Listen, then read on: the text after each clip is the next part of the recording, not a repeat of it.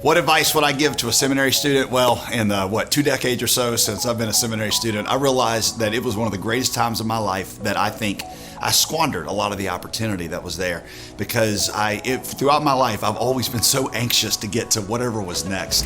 And so when I was in seminary, I was like, when am I going to have a full-time pastorate? When am I going to be doing something that's kind of significant? It was one of my mentors here that pointed out, he said, the greatest things that God does in people's lives in Scripture usually happens in times of pasture time, I think is the word that he used. David, after God called David to be king, he didn't send him to the palace to try on robes. He sent him back to the pasture. It was in that pasture he learned to fight the lion and the bear, and it was there that he probably wrote the 23rd Psalm. I realized seminary for me was kind of a pasture time because my ministry responsibilities weren't humongous, and I had a lot of time, but I didn't use it all the right way. I didn't use my singleness and my time of solitude.